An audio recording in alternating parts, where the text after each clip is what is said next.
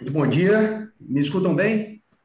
Ei, Bem, em função da premissa de tempo, eu quero cumprimentar a todos indistintamente, agradecer por esse convite, falar que a mim me tocou falar sobre a necessidade dos parlamentos nos três níveis abraçarem novas técnicas, novas modalidades de comunicação junto à sociedade e até mesmo novas modalidades de produção legislativa.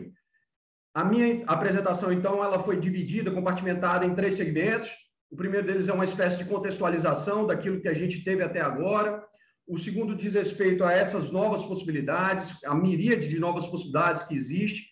E um terceiro tópico diz respeito aos desafios que esse mundo aí em permanente transmutação impõe e que faz com que os parlamentos, nos três níveis, precisem abraçar essas novas tecnologias. Eu preparei uma apresentaçãozinha, um PowerPoint, vou pedir para compartilhar a tela nesse instante, para que a gente possa seguir. Tem algumas curiosidades.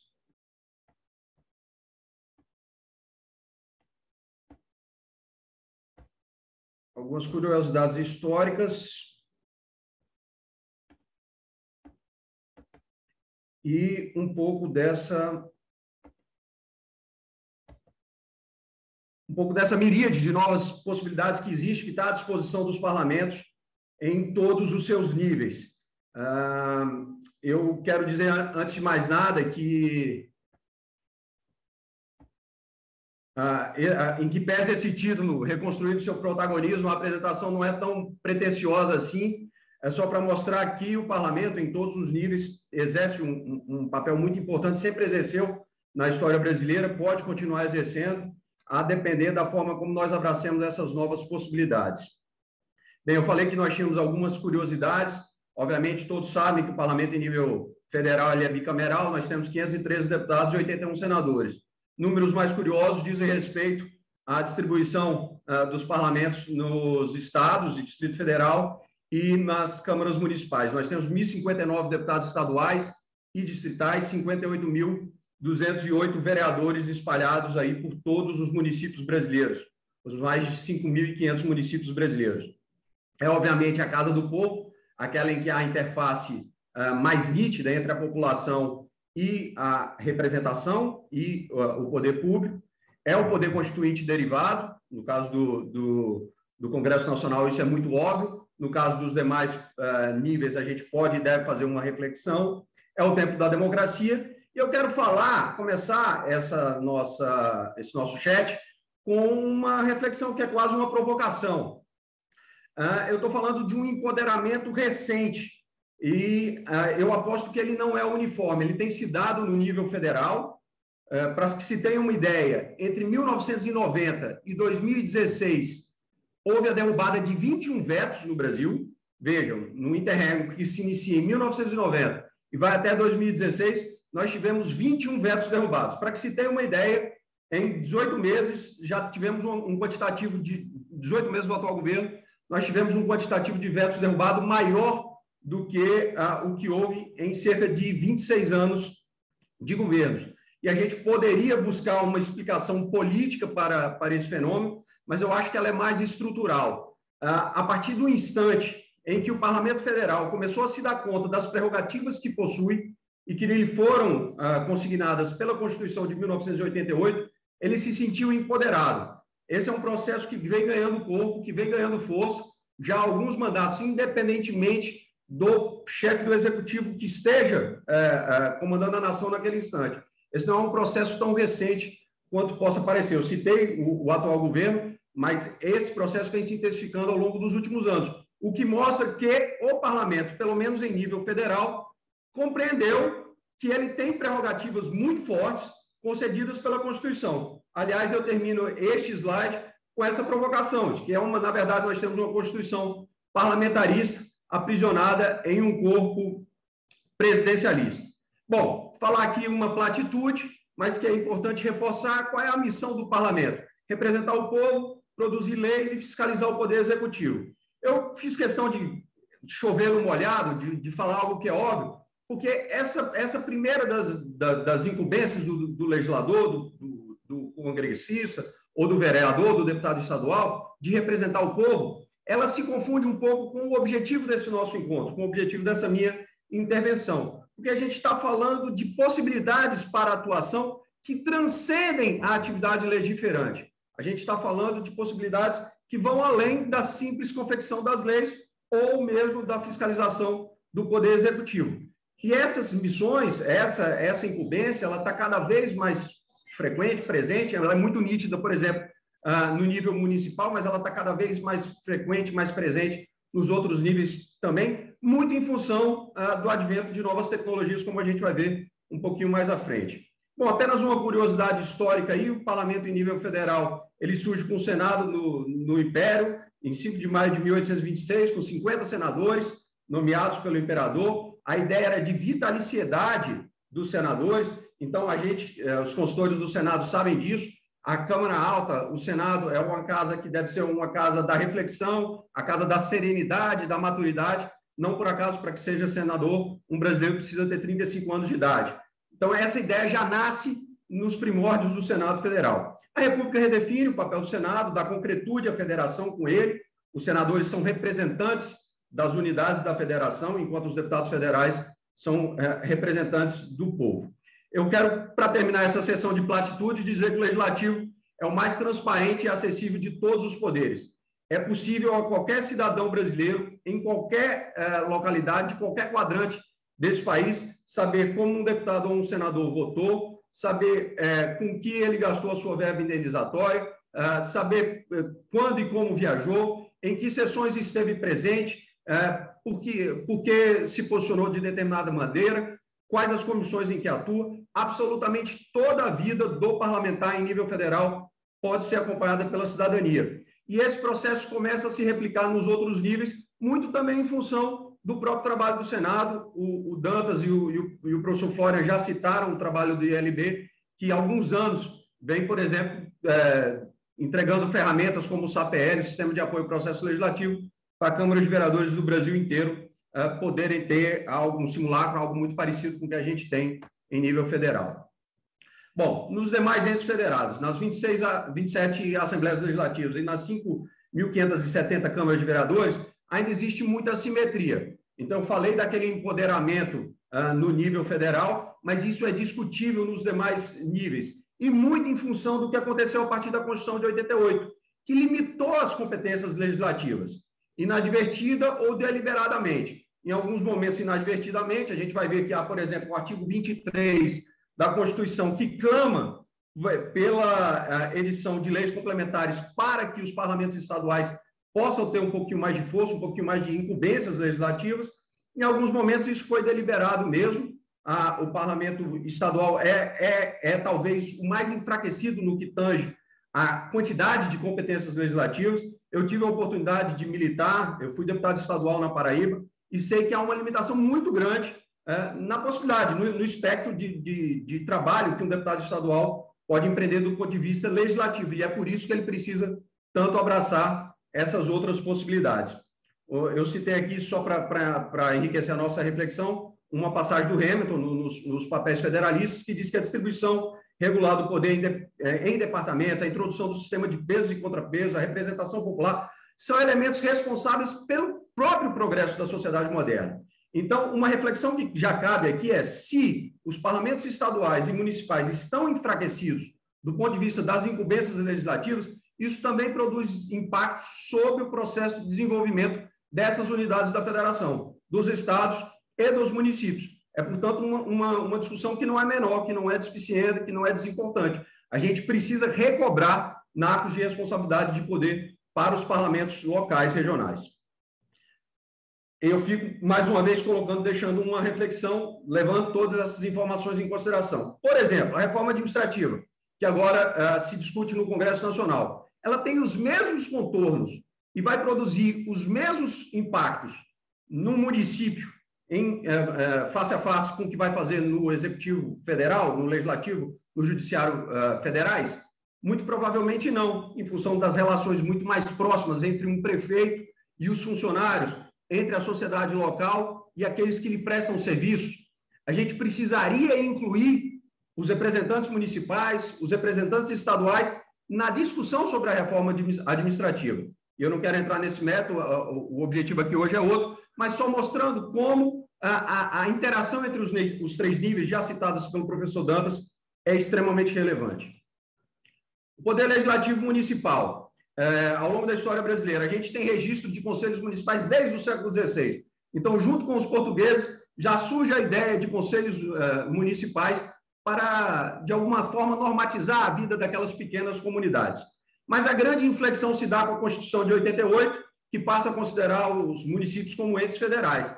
E, a partir daí, como entes da federação. E, a partir daí, a gente passa até a necessidade de criação de leis orgânicas. O professor Dantas citou com muita propriedade que era comum até bem pouco tempo atrás a gente ter um verdadeiro copia e cola de leis orgânicas e de regimentos Brasil afora a partir dessa determinação desse Comando Constitucional de 1988.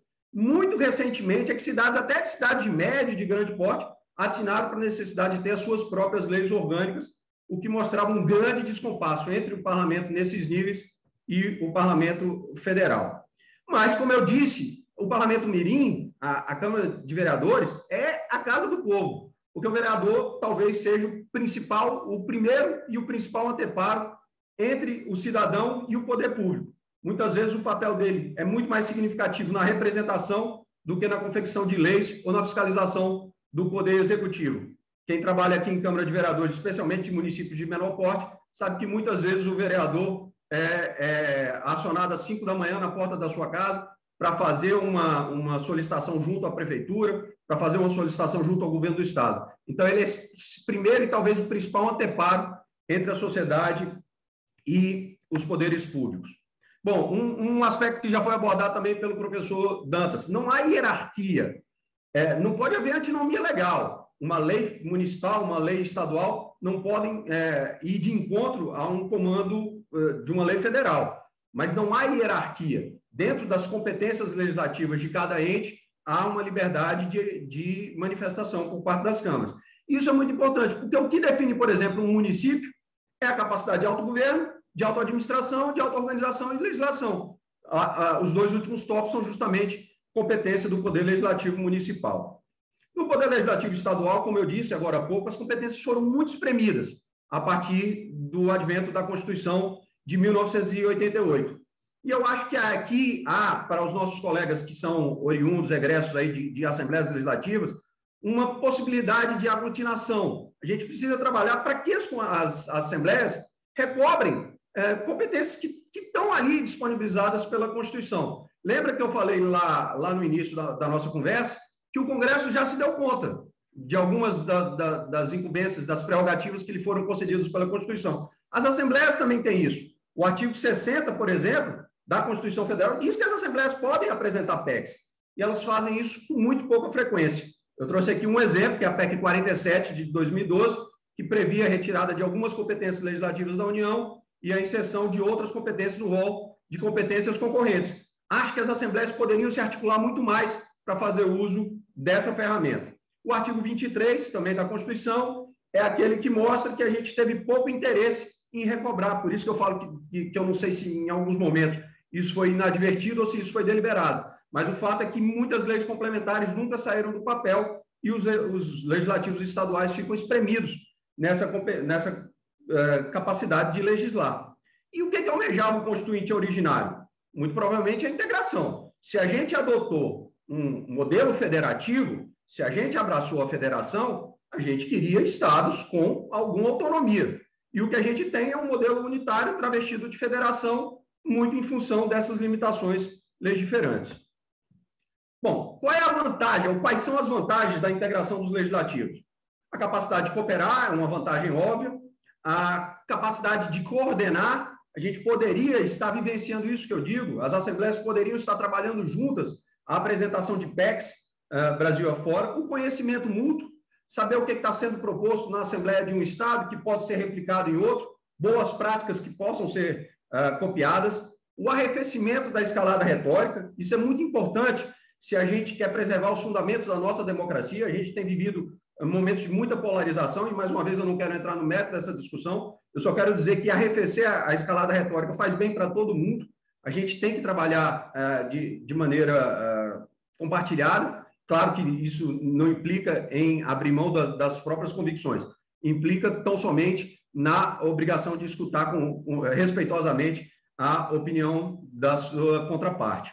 O fortalecimento institucional, a gente teria a capacidade de fazer com que essas instituições, especialmente as assembleias legislativas, elas possam ter mais força junto à sociedade.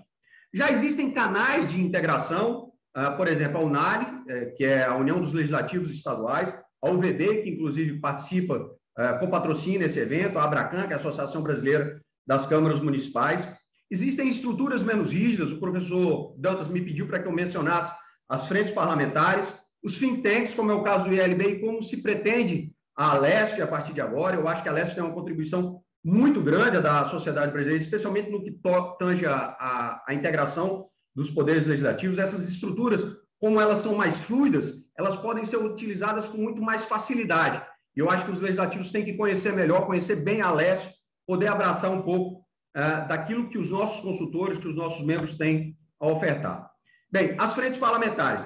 Há uma miríade, uma quantidade imensa de frentes parlamentares atuando no Brasil nesse instante. Só para que você tenha uma ideia, só na Câmara dos Deputados, eu cheguei a esse número ontem, existem 338 frentes parlamentares ativas.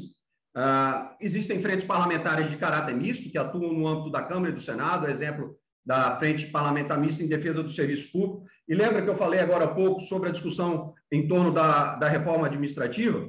Uma Frente Parlamentar Mista em Defesa do Serviço Público poderia alargar os seus horizontes e também aglutinar deputados estaduais, distritais, vereadores, porque isso vai ter impacto na vida dos municípios e dos estados também.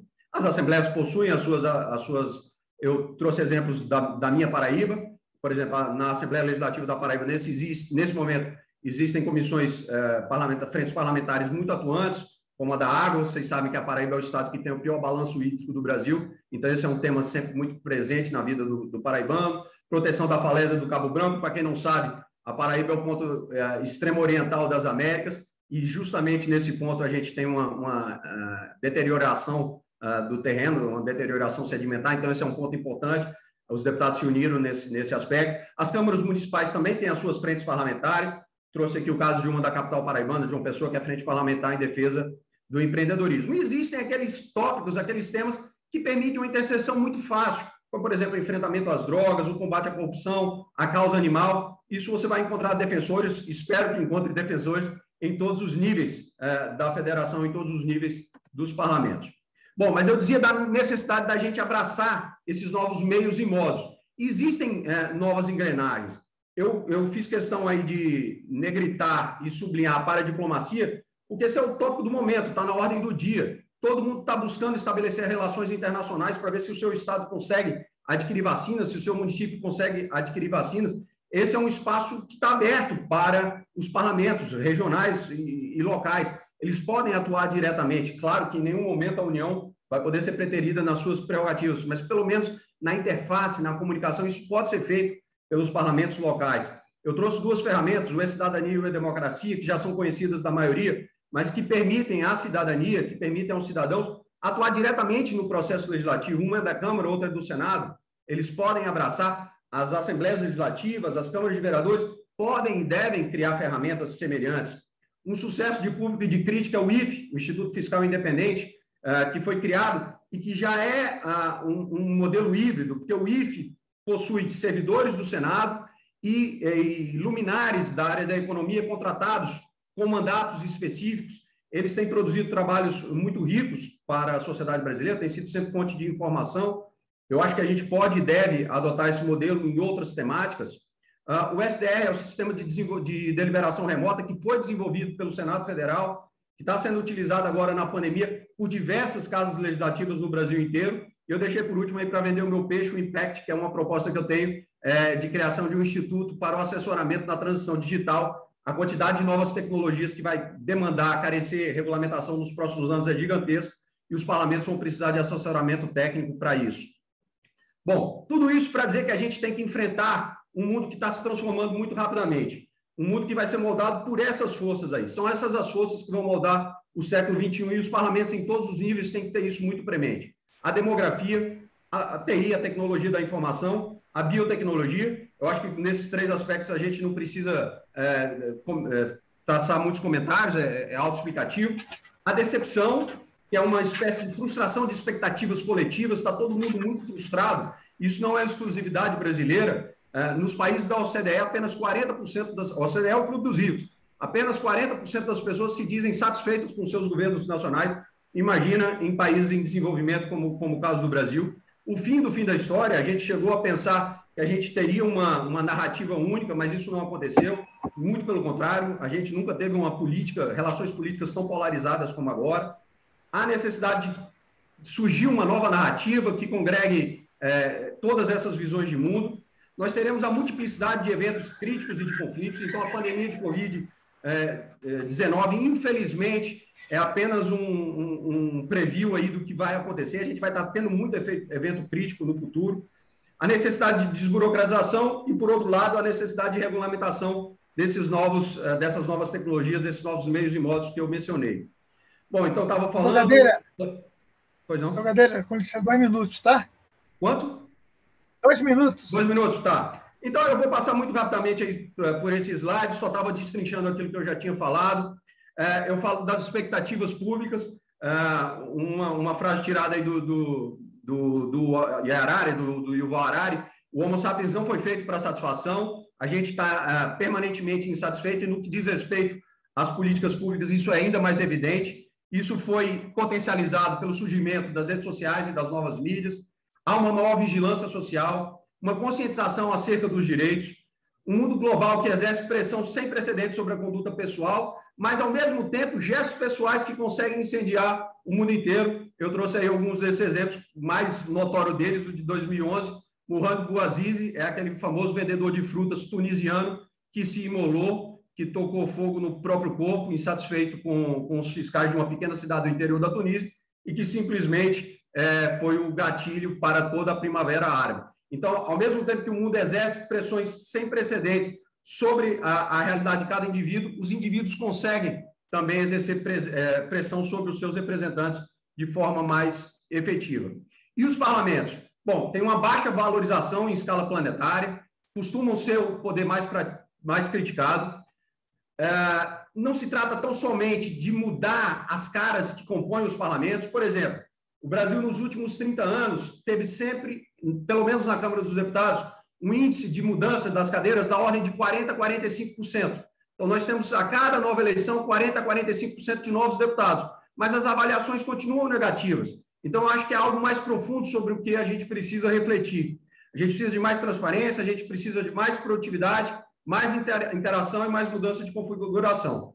É o poder mais fraco. Entre 88 e 2018, a melhor marca que o Congresso Nacional atingiu de bom e ótimo no Brasil foi de 14%. Eu repito, muita coisa boa foi feita nesse período, muita legislação que faz diferença na vida do cidadão, mas isso não consegue se transformar em uma boa avaliação. A gente precisa fazer uma avaliação das razões para isso. Será que o processo legislativo estaria anacrônico? Será que a gente precisa de uma instituição mais rápida para que as pessoas entendam melhor a importância do parlamento? Essa é uma reflexão cabível. Então, a gente precisa dessa guinada, ter a tecnologia como fio condutor, são novas demandas regulatórias, a gente vai precisar de maior interatividade com a cidadania, mais agilidade e mais transparência. E quem sabe, se a gente conseguir abraçar todos esses novos caminhos, todas essas novas possibilidades, a gente não passe a ter uma fase áurea dos parlamentos. Eu repito que o Congresso Nacional passou a compreender as suas prerrogativas. Acho que as assembleias legislativas e as câmaras municipais também podem fazê-lo. O último slide, então, o que será necessário para tudo isso?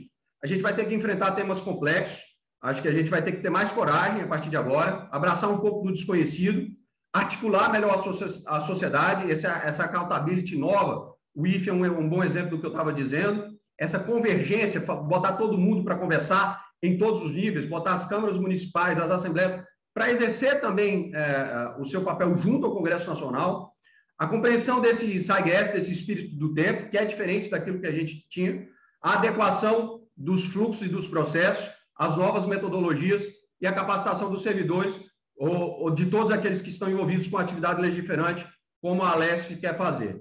É integrar para que a gente não se torne irrelevante no mundo de transformações feéricas. Eu peço perdão se eu me estendi aí no tema. Espero ter contribuído de alguma maneira e me coloco à disposição para eventuais questionamentos.